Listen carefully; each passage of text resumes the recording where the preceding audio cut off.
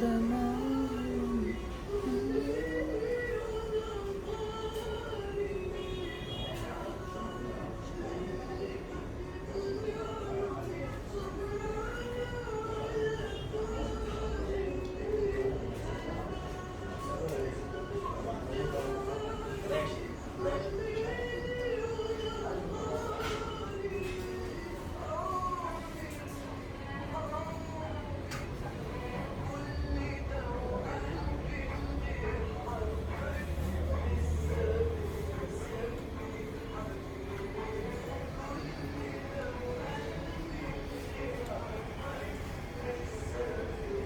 ده يا جماعة مطعم تاجوري، واحد من المطاعم الراقية جدا في وسط البلد على النيل، شارع عبد العزيز آل سعود تحديدا. من المطاعم الراقية الجميلة، احنا بنجيب فيها الناس الأجانب يتغدوا ينبهروا.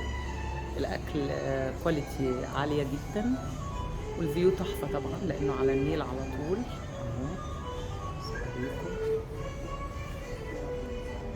ودايما الاتموسفير بتاعه بقى ان في اغاني قديمه، اغاني ام كلثوم، على اغاني نجاة، على كريم محمود، على محمد قنديل، على الناس دي. فبجد من المطاعم اللي الاتموسفير بتاعها حلو قوي، انت قاعد نفسيا مستريح ومبسوط. اهو صوت نجاة، انا هسكت عشان تسمعوه. احن واطيب و وادفى الاصوات صوت نجاة.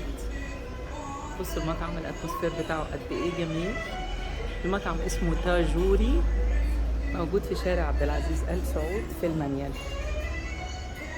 حلوة حلاوة مش ممكن. وهوريكم كمان بقى واحنا نازلين السلم، اوريكم بقى المبنى نفسه من بره. باي باي.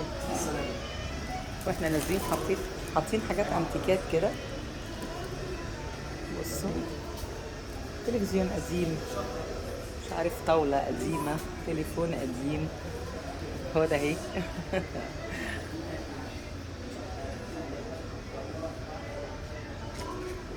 خشب طعم كده بألوان جميلة. دبلة الوردة ريحتها فيها حلو جدا طبعا. اهو عود، وبيجي راجل عواد اصلا كمان فعلا ويقعد يغني. بس اللوحات الخشبية دي جميلة جميلة. هنا